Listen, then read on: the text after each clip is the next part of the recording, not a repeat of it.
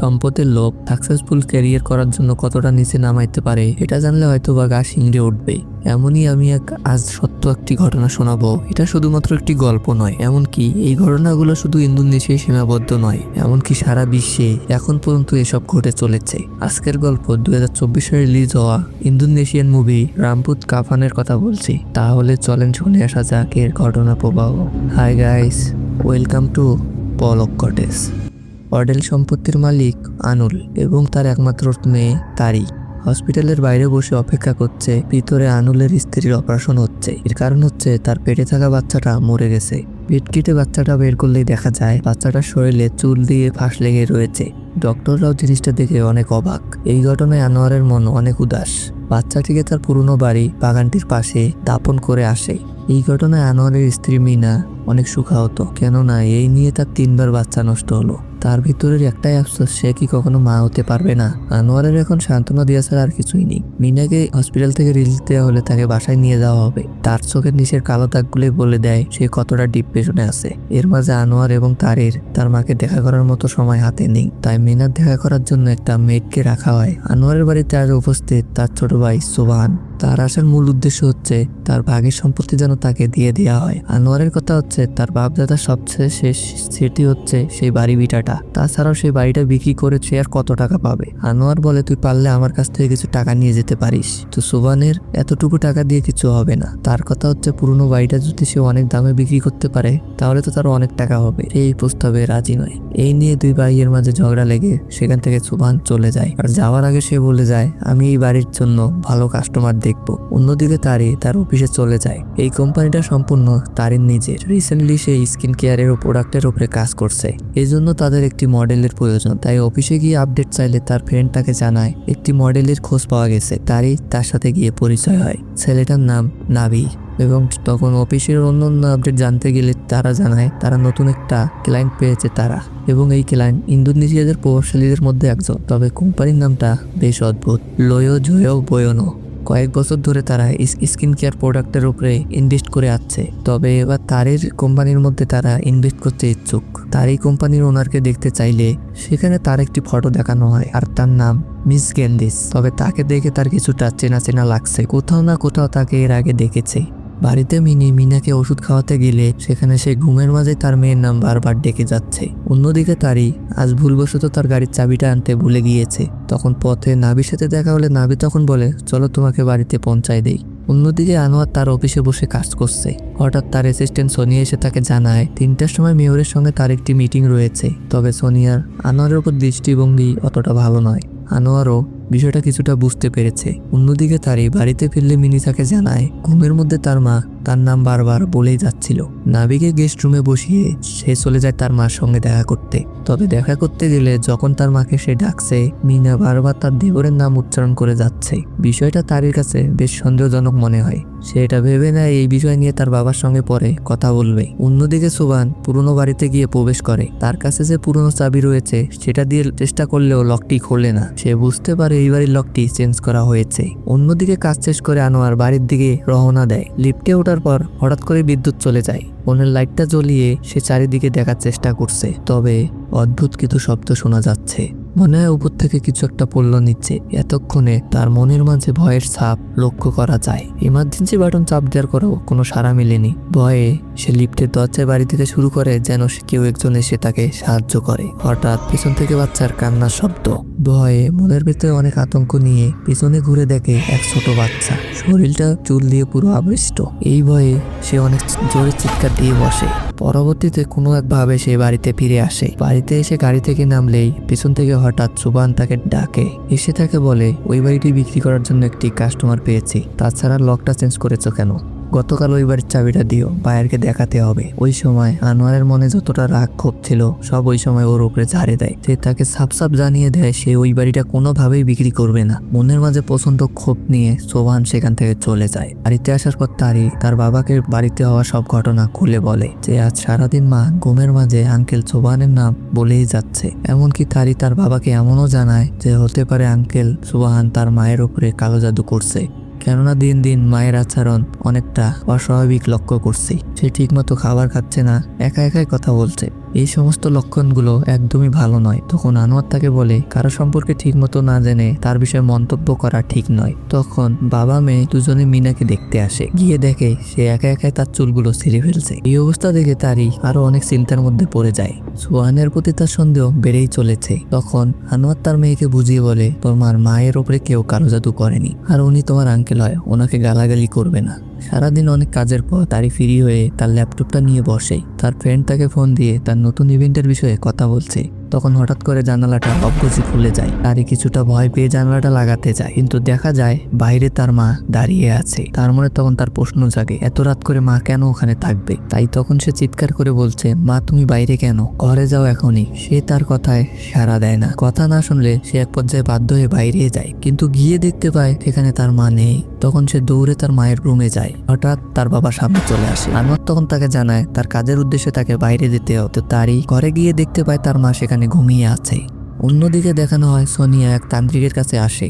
এখানে আসার কারণ হচ্ছে সে আনোয়ারকে তার প্রতি আকৃষ্ট করতে চায়। সোনিয়া কোনো একভাবে আনোয়ারের কিছু চুল সংগ্রহ করে। চুলগুলো আনোয়ারের একটি ছবিতে মুড়িয়ে একটি বোতলের ভিতরে ঢুকিয়ে কিছু মন্ত্র পড়া শুরু করে। তান্ত্রিক বলে এই পানিটা তাকে দিনে 2 বার খাওয়াতে, এতে আস্তে আস্তে আনোয়ার তার প্রতি দুর্বল হয়ে পড়বে। তারই রাত করে তার মায়ের সঙ্গে ঘুমিয়েছিল। তখন সে হঠাৎ করে ঘুম ভাঙতেই দেখে তার মা তার পাশে নেই। কানে শব্দ ভেসে আছে, কে যেন আপ্রাণভাবে চেষ্টা করছে বমি করার জন্য। উঠতেই সে দেখতে পায় তার মা জানালার পাশে দাঁড়িয়ে আছে। তার মায়ের এই দশা দেখে সে তাড়াতাড়ি করে পানি আনতে যায়, কিন্তু পিছন ঘুরতেই তার মা অবাক করে এক জোরে চিৎকার দিয়ে ওঠে। তারিকে ধরে সে কিছু একটা বোঝানোর চেষ্টা করছিল। তখন তার মুখের ভিতরে আঙ্গুল দিয়ে কিছু একটা বের করার চেষ্টা করছে। দেখা যায় তার মুখের ভিতর থেকে একগুচ্ছ চুল বেরিয়ে আসে। সম্পূর্ণ মুখ লাল হয়ে চোখগুলো সাদা হয়ে সে অজ্ঞান হয়ে পড়ে যায়। এমন অবস্থায় তাকে ইমিডিয়েটলি হসপিটালে নিয়ে যাওয়া হয়। সেখানে আনোয়ার চলে আসলে তারিকে সামলিয়ে নেয়। ডক্টর বলেছে তাকে কিছুদিন এখানেই থাকতে হবে এবং তাকে কিছু টেস্ট দিয়েছে। এই কারণে তারই বাড়িতে এক ফোন করে। তিনিকে জানায় তার মায়ের জন্য কিছু কাপড় নিয়ে আসতে, হসপিটালেই তাকে কিছুদিন থাকতে হবে। তো তিনি যখন ঘরের মধ্যে কাপড় গোছাচ্ছিল তখন তার মনে হইল বাইরে জানালার পেছনে একটি বাচ্চার কান্না। এমনকি খাটের নিচ থেকেও এমন শব্দ আসছে। যখনই খাটের নিচটাতে তাকায় সেখানে কিছুই দেখতে পায় না সে। যখনই সে উপরে তাকায় সে দেখতে পায় সে নিজেই সাদা কাপড় পরে একটি বাচ্চাকে নিয়ে বসে আছে। বিষয়টা দেখে সে প্রচন্ড পরিমাণে ভয় পায়। প্রেগনেন্ট থাকা অবস্থায় যখন একটি বাচ্চার বয়স 2 থেকে 3 মাস হয়, অথবা বাচ্চাটা এমনভাবে থাকে যে তার চোখ মুখ কিছুই হয়নি, তখন সাধারণত সেটাকে ফিটাস অথবা বাংলা ভাষায় ভ্রূণ বলা হয়ে থাকে। তবে এইসব দৃশ্য দেখে তিমির কোনোভাবেই সহ্য হচ্ছে না। হঠাৎ করে তিমির প্রচন্ড পরিমাণে বমি পাচ্ছে। পেছনে ঘুরতেই সে মিনাকে দেখতে পায় সে একটি চেয়ারে ঢুলছে। ভয়ে সে সেখান থেকে পালিয়ে চলে আসে। অন্যদিকে গেটের বাইরে সোহান বাড়ি দিয়েই যাচ্ছে। এই দেখে তিমি আরো প্রচন্ড পরিমাণে ভয় পায় এবং সে তার রুমে গিয়ে কাতামুড়ি দিয়ে ঘুমিয়ে থাকে। অন্যদিকে সকাল হয়ে গেছে, তারই তিমির ফোনেই ফোন দিয়ে যাচ্ছে। তিমি এখন পর্যন্ত তার ফোনটা রিসিভ করছে না। হসপিটালে তারই নাবির সাথে দেখা হয়। নাবি তার আত্মীয়কে দেখতে এসেছিল। নাবি জানতে পারে তারির মা অসুস্থ। হঠাৎ করে তারই দেখতে পায় হসপিটালে তার আঙ্কেল সোবান এসেছে এবং সে হসপিটাল থেকেও চলেও যাচ্ছে। তারই নাবির কাছেও অনুরোধ করে এই লোকটাকে ফলো করতে। নাবি সোবানের পিছু পিছু আসে তারিদের পুরনো বাড়িতে, কিন্তু তারির মনে এটাই প্রশ্ন এখানে সে কেন আসলো। নাবি তখন তাকে জিজ্ঞেস করে ভিতরে গিয়ে চেক করলেই তো পারো। তারি জানায় না থাক, আজকে আর প্রয়োজন নেই, বিষয়টা পরে দেখা যাবে। সেখান থেকে তারা দুজন চলে আসে। অন্যদিকে আনোয়ার অফিসে কাজ করার সময় সোনিয়া সেই মন্ত্রপুত পানি চায়ের সাথে মিশিয়ে তাকে খেতে দেয়। তবে আনোয়ার সেই জিনিসটা না খেয়ে সেখান থেকে চলে আসে। আনোয়ার গিয়ে পৌঁছায় হসপিটালে। সেখানে গিয়ে প্রথমবারের মতো নাবির সাথে সেই পরিচয় হয় এবং নাবি সেখান থেকে বিদায় নিয়ে চলে যায়। তারই তার বাবাকে জানায় তার মায়ের কোনো উন্নতি হচ্ছে না। তারির একমাত্র সন্দেহ তার আঙ্কেল সোবাহান, তিনি হয়তোবা তার মায়ের উপরে কালো জাদু করেছে। না হয় কেনই বা মেডিকেল রিপোর্টে তার মায়ের কোনো রোগ ধরা পড়বে না, এটা তো কোনোভাবেই সম্ভব না। তারি তখন তার বাবাকে জানায় তার মাকে ইমিডিয়েটলি একটি কবিরাজের কাছে নিয়ে যাওয়া দরকার। কিন্তু আনোয়ার এই কথাগুলো কিছুতেই বিশ্বাস করতে চাচ্ছে না। এই নিয়ে তার বাবা মেয়েদের মধ্যে অনেক ভুল বোঝাবুঝি হয়। অন্যদিকে সোহান আনোয়ারের বাড়িতে এসে পৌঁছায়। চুপচাপ গিয়ে আনোয়ারের রুমের উদ্দেশ্যে হাঁটতে শুরু করে, কিন্তু তিমি তাকে সেখানে ডেকে ফেলে। সোহান আনোয়ারের রুমে গিয়ে তন্ন তন্ন করে চাবিটা খুঁজছে, তবে সে সেই চাবিটা খুঁজে পায় না। তিমি এক পর্যায়ে ওই রুমে প্রবেশ করলে অবশেষে সোহান তাকে দেখে ফেলে। আজ রাতে নাবি চলে যায় তারিদের সেই পুরনো বাড়িতে। তবে এখানে আসা তার উদ্দেশ্য সম্পূর্ণ বাড়িতে সে টর্চ দিয়ে কিছু একটা খোঁজার চেষ্টা করছে। এক পর্যায়ে সে চলে আসে মিনার যে মৃত বাচ্চাকে মাটি দেওয়া হয়েছে সেই জায়গাতে। ডাইভ করার পর বাচ্চাটিকে সেখান থেকে উদ্ধার করে। তবে তার উপর থেকে কাপড়টা সরাতেই বাচ্চাটা থেকে এক কান্নার শব্দ ভেসে আসে। নাবি সেখান থেকে সেই বাচ্চার দাবনের কাপড় আর মিনার কিছু চুল নিয়ে আসে এবং সে চলে আসে এক ডাইনির কাছে। সে বরং আর কেউই নয়, তারির কোম্পানিতে ইনভেস্টর মিস গিন্দিস। এই কিনা নাবিকে এসব সংগ্রহ করতে বলেছে।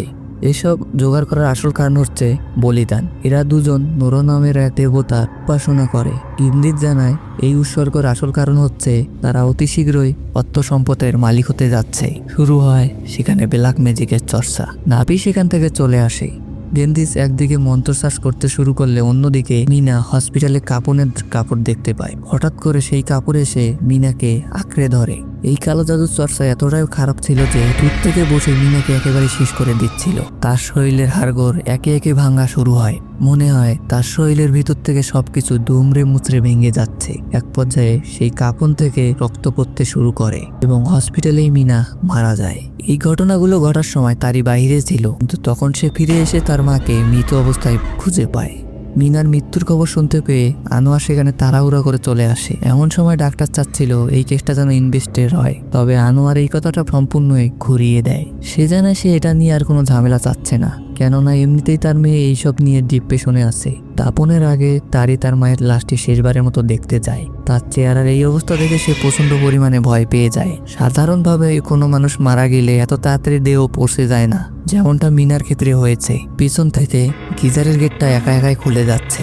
তারই এক পা দুপা করে সেখানে ভয়ে এগিয়ে যাচ্ছে। এক পর্যায়ে গিজারের ভিতরে উকি দিলে এক পৈশাচিক দানবীয় অবয়ব দেখতে পায়। পরবর্তীতে শুরু হয় দাপন কাপনের কাজ। মাটি দেওয়ার আগে মিনার মুখ থেকে যখন দাপনের কাপড়টা সরানো হয়, দেখা যায় তার দেহ আগের তুলনায় এখন আরো প্রচুর পরিমাণে পচে গেছে।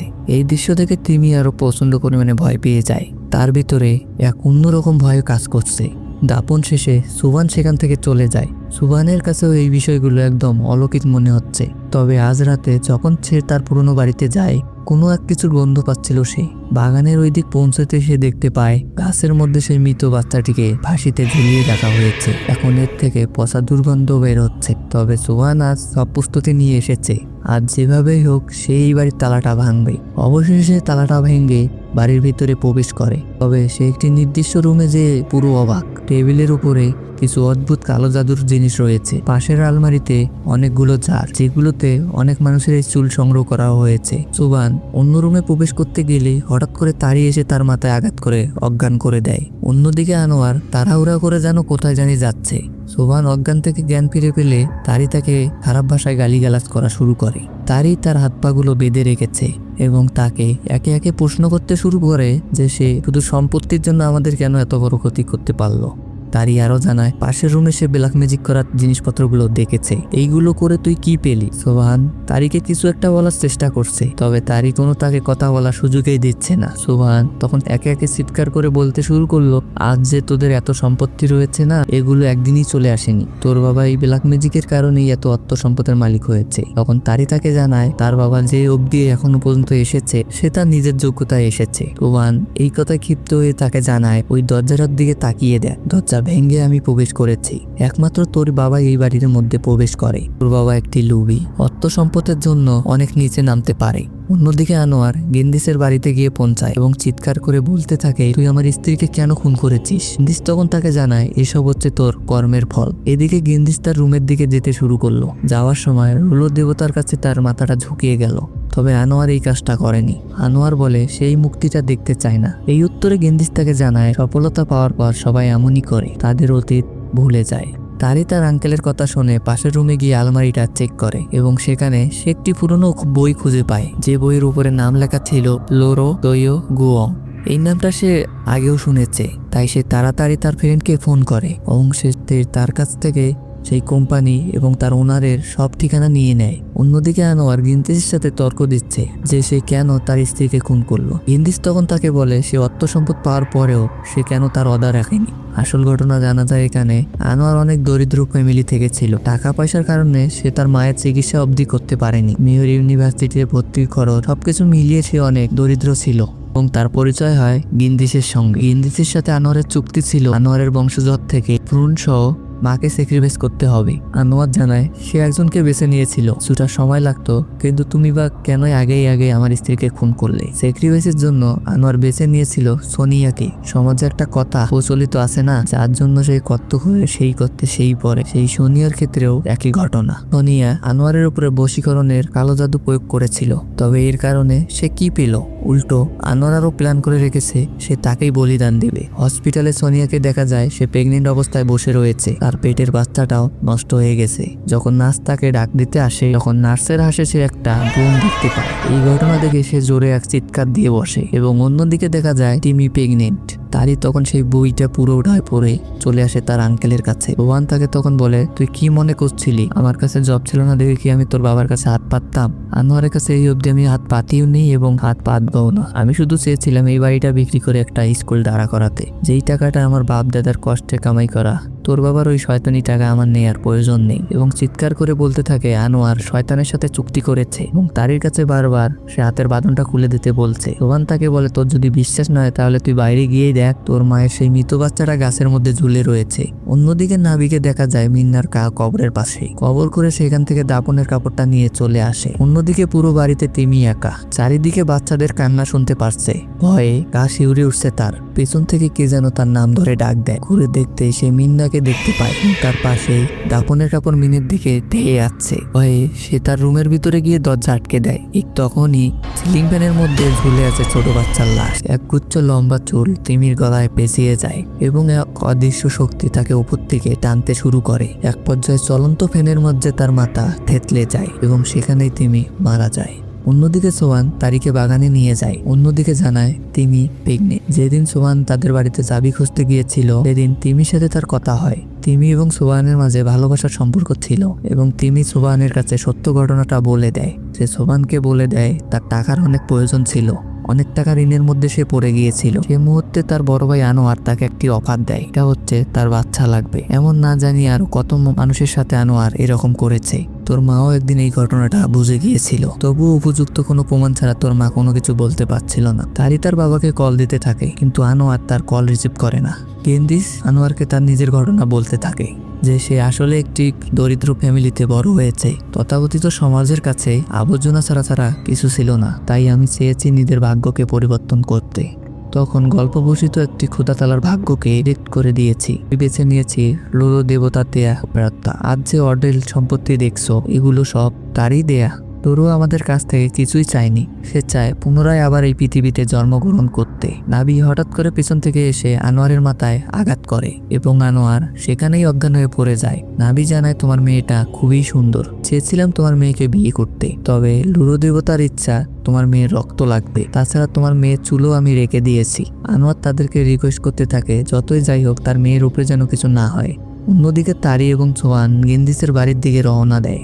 আনোয়ার যখন অজ্ঞান থেকে জাগ্রত হয় গেন্দিস তখন আনোয়ারের ব্রেন ওয়াশ করতে শুরু করে। যদি সে এই স্যাক্রিফাইসটা কমপ্লিট করে তাহলে লুরো দেবতা আজীবনের জন্য অমর হয়ে যাবে এবং তার কাছে তুমি যাই চাইবে তাই দিবে। যদি রাজি থাকো তাহলে তোমার নিজের রক্ত এই কাপনে দাও। আনোয়ার সেখানে হাত কেটে তার রক্ত না দিয়ে উল্টো গেন্দিসকে সেখানে হত্যা করে ফেলে। সে সেখানে মরে গেলেও পুনরায় আবার জাগ্রত হয় এবং পেছন থেকে আনোয়ারের নাম বারবার ধরে ডাকতে থাকে এবং এবার বলিদান নরদেবতার জন্য নয় বরং এবার তার নিজের জন্যই দিতে বলছে। সে বলে পুনরায় তুই আবার আমার পুনর্জীবিত কর এবং গেন্দিস তখন তার উপরে ঝাঁপিয়ে পড়ে এবং সেই সাথে তার গলা চেপে ধরে। গেন্দিস তখন বলে আনোয়ার আমি তোকে সবকিছুই দিয়েছি, টাকা সম্পদ ক্যারিয়ার সাকসেস, এর বদলে তুই আমাকে কি দিলি? এই বলে তাকে গলা চেপে ধরে সেখানেই মেরে ফেলে। সোহান তারিকে তার কাছ থেকে বাঁচাতে গেলে সেখানে গেন্দিস সোহানেরও গলা চেপে ধরে। এক পর্যায়ে সেখানে নাবি চলে আসে। তারই কৌতূহল তখন হয়ে তাকে তাকে জিজ্ঞেস করে, তুমি কে, তোমার পরিচয় দাও। এর উত্তরে নাভি তাকে কিচ্ছুই বলে না এবং রাগের বসে সেই নাভিকে একটি চোরে